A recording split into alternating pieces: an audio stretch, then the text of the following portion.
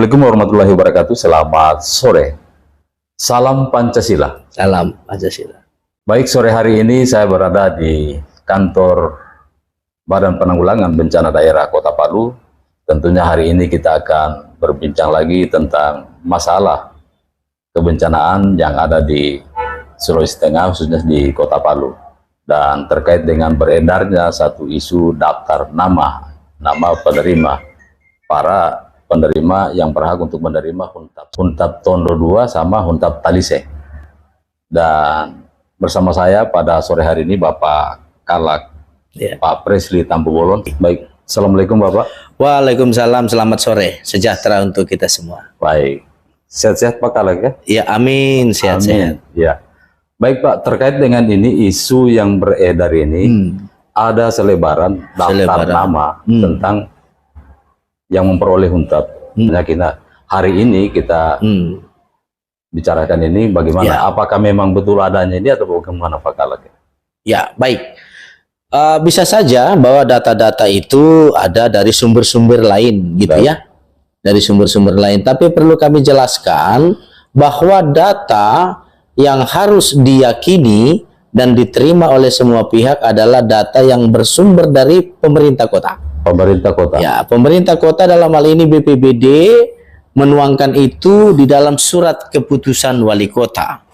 Nah, untuk data-data Huntap, sejak awal kita membangun data Huntap, itu dilakukan proses-proses verifikasi, validasi, baik secara administratif maupun secara lokus lokasional. Nah, artinya bahwa kalau itu semua sudah clear, sekalipun kita bekerja sama dengan pihak-pihak lain dalam proses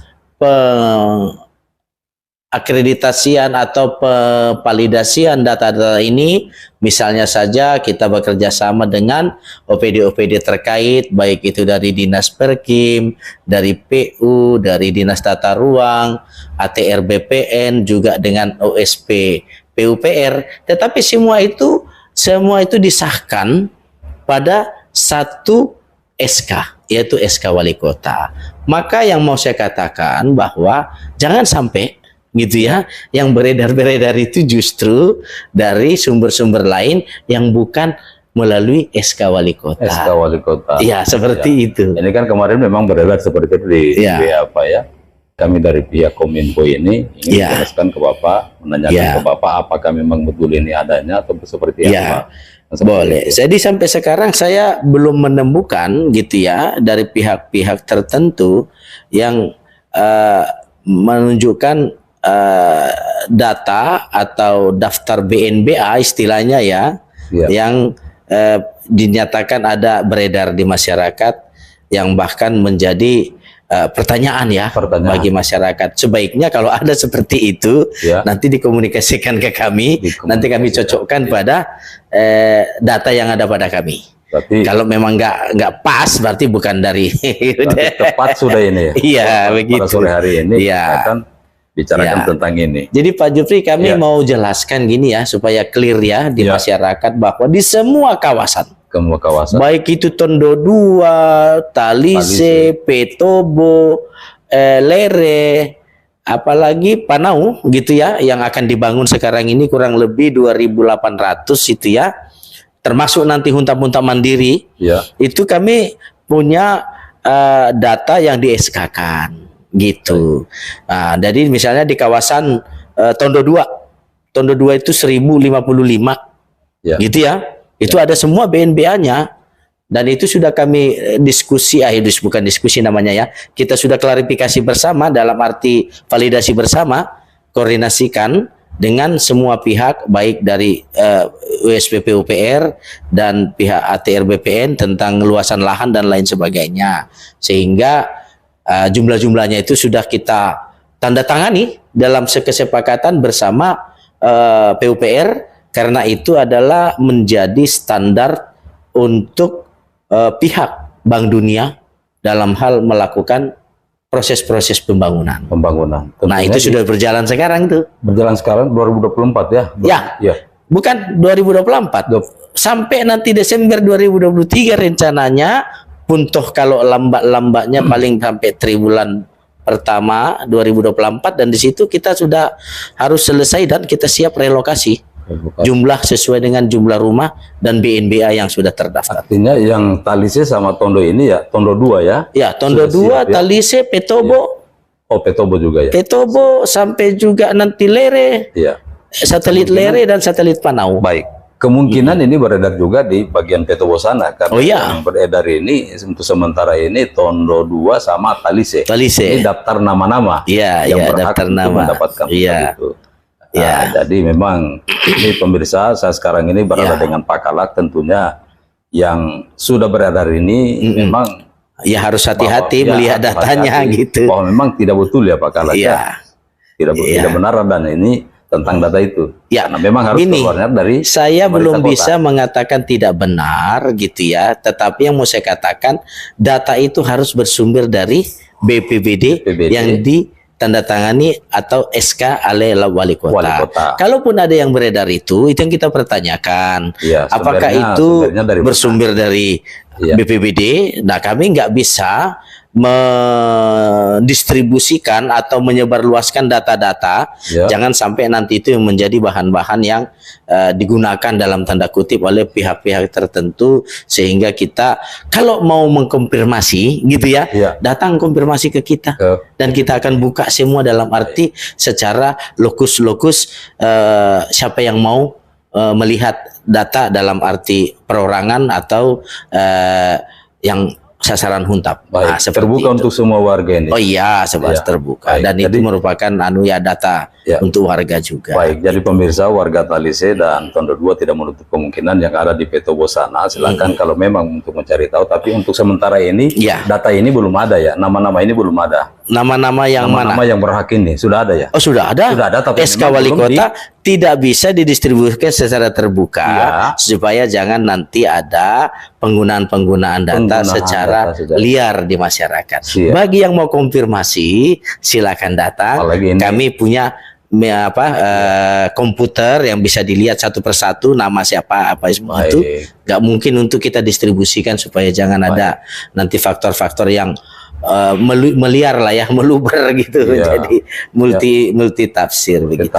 Dan perlu juga saya sampaikan Pak bahwa yang ini yang kita harus hati-hati, bahwa data ini kan berdasarkan Perka BNPB, data bencana itu adalah data yang dinamis ya. Data dan informasi itu adalah yang dinamis. Artinya bahwa itu mempunyai fase verifikasi. Nah, misalnya ini kita sudah melakukan review ke berapa nih? Karena banyak lagi, misalnya sudah di SK-kan. Begitu di SK-kan, kita melakukan lagi verifikasi tingkat lapangan, ditemukan lagi bukti-bukti baru bahwa ada faktor A, faktor B, faktor C. Misalnya Bapak punya nama SHM, ternyata ada SKPT lagi di atas SHM.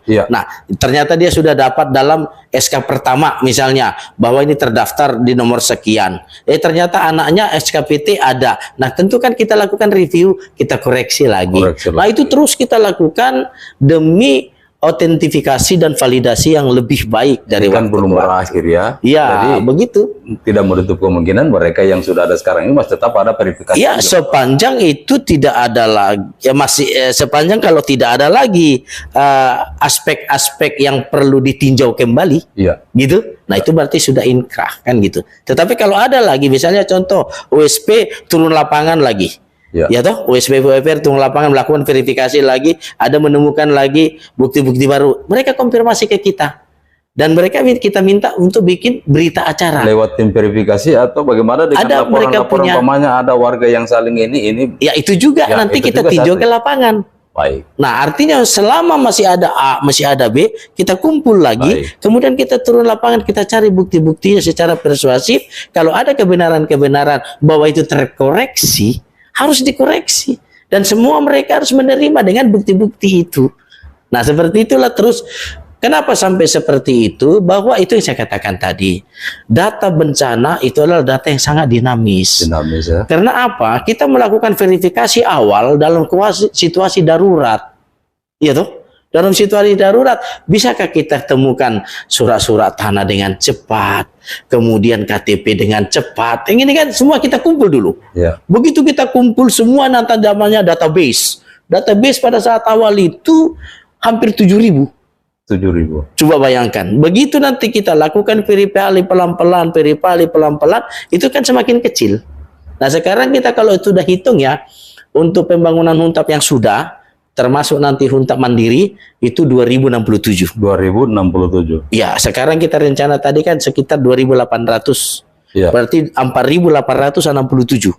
Nah kalau dulu kita menyebarkan forum pertama untuk pilihan huntap, itu sudah hampir 6.000. Coba bayangkan, ternyata kan dengan verifikasi yang kita lakukan, tingkat kecocokan, KTP, NIK, anak dan istri, istri dan anak, kan ini kan banyak yang sudah dapat huntap di A misalnya ya, kemudian ternyata dia dapat stimulan, ternyata kan ini sudah dapat double, nggak boleh. Nah, kita harus batalkan satu, ini yang dipertahankan ini. Nah, dan seperti itulah terus. Tetap juga ada verifikasi. Oh iya, kita verifikasi itu nggak apa namanya ya, nggak selesai hanya pada tingkatnya. Kalau ada lagi nanti bukti-bukti baru, bahwa ada laporan baru bahwa tentang ini kita cocokkan lagi, kita lakukan lagi verifikasi validasi selanjutnya bersama OSP. Dan setelah itu kita bikin berita acara.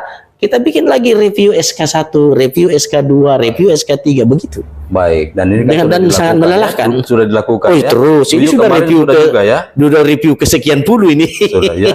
Ya. Gitu kemarin ya. Duyu sama ini ya, apa? Ya. Tondo, gitu. Ya, Tondo. Jadi pada prinsipnya kita harus mengacu kepada pedoman-pedoman peraturan kepemilikan aset bagi yang berhak, gitu ya. Nah, oleh sebab itu apa syarat-syarat keberhakan? Syarat-syarat keberhakan contoh, misalnya kalau mau ke huntap, tentu ada pada saat bencana dia mengalami keterdampakan kerusakan rumah. Rumah itu apa? Milik sendiri atau milik orang lain atau menumpang. Ya. Nah, kalau menumpang kan bukan punya dia rumah itu. Nah, kalau dia punya rumah, siapa yang punya? Ya. Misalnya si A menumpang, masuk datanya si A. Ternyata pemiliknya si B. Nah, itu juga kita verifikasi. Siap. Banyak yang seperti itu, banyak. Baik. Gitu. Kemudian misalnya kena likuifaksi, tanahnya si A. Di mana titik koordinatnya? Di titik koordinat sekian. Begitu kita lakukan GPS, ternyata bukan rumah, masih pundasi. Ya. Nggak boleh kalau pundasi. Ya, seperti itulah terus kita kembangkan gitu ya. Karena situasinya ya berbeda lah antara kondisi bencana yang seperti kita alami, likuifaksi tidak kelihatan lagi rumah-rumah, maka kita harus menggunakan metode pendekatan. Pendekatan apa? Pendekatan GPS satelit, citra satelit ya. Sebelum dan sesudah terjadinya bencana. Coba bayangkan rumitnya itu. Baik. Nah, oleh sebab itu, mari yuk kita sama-sama semua masyarakat supaya kita membangun kebenaran-kebenaran data dan kita selalu melakukan verifikasi bukan dalam arti kita mau membuat kesusahan bagi masyarakat, keresahan, tetapi yuk kita dudukkan ini menjadi sebuah roadmap kita supaya 3 tepat. Ya, tepat waktu, tepat sasaran, tepat manfaat kegunaan. 3 itu. Kalau kami misalnya ada kekurangan dalam arti dari teknologi, dari ketelitian administrasi, bisa kita saling menyempurnakan. Tetapi jangan dianggap bahwa kita itu melakukan itu dengan niat-niat untuk merugikan. Tidak. Kita tidak mengenal semua ini. Tetapi ini semua adalah saudara kita. Baik. Gitu ya. Supaya data-datanya, administrasinya, bukti-bukti otentik kepemilikan itu harus menjadi dasar kita supaya dia lebih tepat sasaran. Nah, seperti itu. Terkait untuk data tadi Pak Kamat, ini kan mereka kan untuk mengetahui itu mereka ke BPBD ya. Betul. Kantor sini di BPD, BPBD. Apakah di kelurahan tidak punya seperti itu? Nah, ini yang saya selalu sampaikan bahwa sesungguhnya data-data basis seperti ini awalnya dulu, saya bilang memang awalnya dulu kurang lebih sebulan kita waktu itu mengalami pasca bencana ya, pasca bencana kita masuk di Februari tanggal 24. Februari 24 2019 kita sudah masuk masa rehab rekon. Saya bilang memang ini rehab rekon. 2 kali kita masa darurat, 2 kali perpanjangan juga masa transisi. Dan kita masuk rehab rekon itu pasca 24 Februari. Saya ingat. Kenapa? Mulai itulah kita melakukan pendataan-pendataan terhadap tujuan-tujuan ke Huntap. Maka waktu itu saya sebagai kepala BPBD, saya menyebarkan forum kepada kelurahan. Kelurahan? Ya, kelurahan yang terlikuifaksi, kelurahan yang tertsunami, supaya dibuatkan data di sana berapa banyak, dan BNBA termasuk juga syarat-syaratnya, yaitu NIK, KK, dan bukti kepemilikan, SHM, kalau ada misalnya PBB dan lain sebagainya, sebagai data-data identik. Nah kan di situ kita buat mau pilih Huntap mana. Nah, sampai ke situ ya sudah kita buat. Maka itu yang saya katakan tadi, kita sebarkan forumnya waktu itu 6.000 lebih, yang kembali adalah 5.735 kalau nggak salah, gitu yang kembali. Dan kita susun itu menjadi database. Nah, tetapi apakah database itu sudah menyatakan bahwa mereka terdaftar? Ya. Tetapi apakah mereka akan memperoleh? Belum tentu. Belum tentu. Kan begitu ya. Kita lakukan verifikasinya, tingkat lapangan, kita administrasinya, jangan sampai ganda anak, istri, bapak, ibu, dan lain sebagainya. Nah seperti itu kita sisir pelan-pelan, kita tapis. Nah inilah sekarang data-data terakhir kita sampai seperti sekarang. Mudah-mudahan tidak ada yang double, mudah-mudahan yang tidak ada yang tidak tepat sasaran. Mungkin ada yang double, mungkin ada kesalahan teknis ya. Ya, dan kita cross check data. Misalnya ya, contoh data penerima Huntap di Tondo 1. Tondo 1 1.600. Nah ini kita cross check dengan Duyu. Nah, ketemu nih. Ada ini nicknya kok sama nih. Ternyata siapa ini? Oh ternyata ini punya di sana. Kampus 1. Oke, siap. Stimulan kita 49.260. Coba bayangkan banyaknya. Kita cross check. Oh banyak yang ganda nih. Dapat stimulan, dapat Huntap. Dia sudah dapat Huntap, nggak usah lagi kasih stimulan. Nah, begitu kita sisir terus. Sekecil-kecilnya, yang namanya juga tingkat eliminasi ya. Dalam arti teori statistik yang saya pahami, ada yang namanya deviasi dan error gitu ya. Tapi kalau errornya itu di atas 10%, 20%, waduh itu berarti sudah terlalu repot itu. Tapi kalau misalnya kecil-kecil dia di bawah 5%, itu masih dalam batas-batas toleransi, artinya bukan tingkat kesengajaan tapi tingkat keakurasian lah ya. Kita sebagai manusia juga meneliti satu persatu ini, ribuan ini kan, kita harus teliti dengan baik. Makanya selalu saya katakan, sekalipun itu sudah ter-SK-kan sekian ribu, sekian ratus, sekian apa, kalau masih ada bukti-bukti baru, nah itu nanti akan kita tinjau kembali. Biarpun dia sudah masuk, ya, saya bilang memang, biarpun dia sudah masuk, tapi kalau ada bukti baru, laporan baru, dan ada hal-hal baru, maka kita harus lakukan verifikasi lagi, apakah benar, apakah benar. Nah seperti itu. Bukan artinya sudah masuk, kita sudah SK. Nah SK ini kan menjadi suatu perlindungan secara legal formal, tetapi aspek-aspek ketepatan, kebenaran, dan kevalidasian itu masih terus akan kita lakukan. Nah contoh misalnya seperti di Duyu. Di Duyu itu kan kami monitoring lagi. Monitoring kenapa banyak yang nggak menghuni itu? Kan begitu? Nah kita minta lagi. Ini juga jadi satu persoalan. Kita minta lagi tuh, kenapa nih gitu kan? Oh ada pak rumah kami di sana. Kalau begitu kenapa kalian diprioritaskan? Lebih baik yang lain dulu yang harus kita. Nah tetapi inilah dinamika masyarakat kita. Oleh sebab itu saya katakan di Duyu sampai sekarang itu belum kita berikan semua sertifikasinya. Belum ya? Ya, dari 230 pertama itu kita berikan 97 dengan komitmen. Baru sekarang ini kita akan salurkan lagi setelah kita lakukan pembinaan, komitmen, dan pernyataan komitmen memelihara, menjaga, dan mentaati peraturan. Itu kurang lebih 70-an nanti akan kita distribusi lagi, berarti 130. Masih ada sekitar 80 lagi yang harus kita minta komitmennya. Mereka ini, sehingga 230 bisa kita berikan. Nah inilah cara-cara kami untuk selalu membangun kemanfaatan atas perolehan Huntap dan aset-aset kebencanaan yang dimiliki masyarakat. Seperti jadi tentunya untuk data ini kan bukan cuma di BPBD yang ada, tapi di kelurahan juga punya. Kan betul, harusnya seperti itu. Masyarakat yang ini menanyakan. Iya, harusnya sumbernya dari kelurahan. Sumbernya kan dari kelurahan. Data dari kelurahan akan di-verif di verif BPBD. Nanti kan itu juga kembalinya nanti ini menjadi data kelurahan. Contoh saya katakan gini. Kelurahan Balaroa. Iya. Kelurahan Balaroa itu luas lahan lahan likuifaksi itu kurang lebih hampir 60 hektar. Yang kemudian kan mereka ini akan pindah ke lokasi baru, yaitu katakanlah Tondo misalnya toh. Nah sekarang kalau misalnya lurah Balaroa, lurah Petobo, lurah-lurah lainnya yang tertsunami, nggak tahu warga masyarakatnya yang terkena, misalnya kan repot itu. Berapa nanti akan berkurang dari wilayah itu yang akan pindah ke sana. Nah itu sebabnya saya katakan bahwa manakala BPBD sudah melakukan relokasi, haruslah juga disertai dengan OPD lainnya. Contoh, kita sudah relokasi dari Balaroa ke Tondo misalnya. Tentu mereka ini harus diuruslah, dia punya wilayah tempat tinggal. Apakah namanya RT, apakah namanya jalan, apakah, karena itu nanti hubungannya adalah ke domisili, KTP baru. Perpindahan sampai sekarang kan masih banyak tuh yang nggak ber-KTP. Nah, mana kalau mereka mau pemilu, mau di mana batu kembali ke sana. Nah, ini semua kan saya bilang, ayo sama-sama. Waktunya ini sudah dekat ini nanti. Waktu itu saya kan dipanggil rapat itu di Bawas, dia Pak KPU di asisten 1. Bagaimana ini mereka ini belum ada KTP. Nah, ini bilang ini sudah 4 tahun ini belum ada KTP-nya, orang pindah. Makanya ini harus segera, begitu kami relokasi, kemudian dibikinlah ini wilayahnya.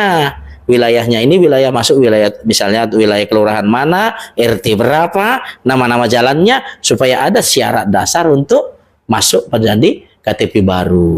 Nah begitu semua harus jalan ini. Jangan BPBD jalan, yang lain nggak jalan. Itu bisa juga. Lagi ini kan tentunya kan yang tadi daftar nama-nama yang beredar ini sudah ini. Ada lagi satu Pak. Baik, silakan. Satu lagi ini masalah kemarin juga beredar ini tentang penyerahan kunci. Penyerahan kunci.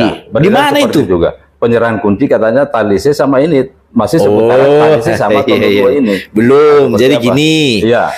Di dalam rencana relokasi, ada yang disebut simulasi. Simulasi itu dilaksanakan oleh OSP, PUPR, termasuk nanti hubungannya dengan ATR BPN. Contoh yang di Talise itu Pak, itu bukan penyerahan kunci. Bukan penyerahan kunci. Bukan, itu masih simulasi blok. Simulasi blok. Nah, simulasi blok. Misalnya contoh gini. Di Talise rencananya itu 599 ya.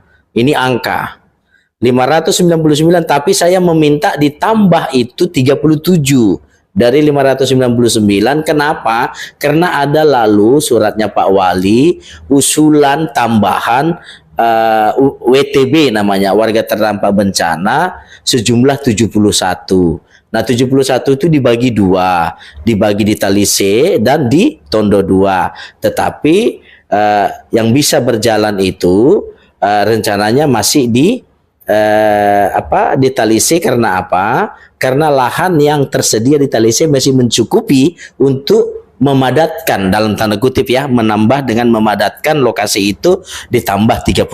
Tapi kalau di Tondo 2 belum ada recommended dari PUPR untuk menambah sisa dari 71 dikurangi 37 tadi. Nah, kurang lebih 20-an gitu ya. Nah, inilah yang saya mau katakan bahwa yang dimaksud yang kemarin dilaksanakan itu masih simulasi blok. Contoh gini. Berapa sih warganya Kelurahan Lere yang akan direlokasi ke Talise supaya itu nanti masuk di satu hamparan blok. Nah, misalnya katakanlah misalnya 70. Cukup nggak di 70? Satu blok ini Lere, satu blok ini dari Kelurahan Balaroa, dari blok ini kelurahan ini. Begitu maksudnya itu bloknya. Jadi belum ada itu penyerahan kunci itu. Simulasi ya. Ya, masih simulasi untuk menguji kecocokan blok-blok ini dengan jumlah-jumlah yang ada pada 599 SK dan bagaimana nanti ketambahannya kalau dengan 37 data WTB tambahan. Seperti itu. Baik, terima kasih Pak Karak atas kesediaannya pada sore hari ini. Bisa ada pertanyaanmu lagi belum? Mungkin ada harapan lagi untuk ini Pak. Yang terakhir Pak, harapan untuk warga Talise, Huntap. Semua Huntap ya. Semua Huntap ya. Jadi perlu kami jelaskan bahwa sampai sekarang itu Huntap yang sedang ya. Huntap yang sedang dibangun itu ada 3 kategori ya. Ada huntap kawasan. Huntap kawasan itu yang luas-luas. jumlahnya lebih dari 500, yaitu Tondo 2, Talise, Petobo. Ada juga namanya Huntap Satelit. Huntap Satelit itu yang jumlahnya kecil, dan itu sudah dibangun sekarang. Bisa kita lihat di Lere. Di Lere satelit ya. Di Lere kurang lebih 40 atau 39 itu ya. Kemudian di Panau itu kurang lebih 56. Sudah dibangun sudah, tapi belum selesai. Nah, begitu ya. Artinya bahwa semua ini masih on progress. Nanti prosedur-prosedur nanti untuk merelokasi ya tentu ada tahapan-tahapannya. Gitu ya. Nah, kemudian tentang data BNBA-nya sudah ada semua. Dengan data itulah pihak PUPR dan dukungan pembiayaan Bank Dunia, angkanya itu yang menjadi standar pembangunannya. BNBA-nya sudah ada, sudah sesuai dengan apa? Sesuai dengan SK Wali Kota. Siapa yang melakukan verifikasinya? Terutama oleh BPBD dan OSP PUPR. Kalau ada data-data yang beredar, tolong hati-hati apakah itu data-data yang sudah divalidasi dan diverifikasi oleh pemerintah kota bersama dengan OSP PUPR dan disahkan dengan SK Wali Kota. Baik. Nah, seperti itu. Jangan sampai nanti ternyata itu verifikasi 6. Kita sudah verifikasi 12. Iya toh? Iya. Itu yang saya bilang memang ini. Ini kan masyarakat kan nggak tahu. Iya, kita kan cuma nama. Itu nggak kesalahan masyarakat ya. Ternyata beredar gitu. Kenapa ini berbeda dengan ini? Ini verifikasi 6, ini verifikasi 12. Ya kan beda. Begitu toh. Nah, oleh sebab itu bagi yang ingin melihat klarifikasinya tentu kita harus melihat sumber datanya, ini harus data yang valid. Yaitu dari SK Wali Kota yang ada pada BPBD. Seperti itu. Baik, terima kasih Pak Kalak atas kesediaannya. Baik, itulah perbincangan saya dengan Pak Kalak, Pak Refli Tampu Bolon pada sore hari ini, dan tentunya bagi masyarakat penyintas Talise, Tondo 2 dan juga Petobo yang ada di sana, mungkin inilah yang perlu kita pahami dan perlu kita waspadai tentang apa-apa nanti yang akan beredar, karena situasi pada tahun ini kan memang agak-agak ini ya, tentang nama-nama apalah daftar-daftar yang ada, dan tentunya jangan nanti kita dianggap penyebar hoax kan seperti itu. Artinya kehati-hatian di hoax ini kan kita pastilah punya ini kan, karena pelanggaran undang-undang kan seperti itu.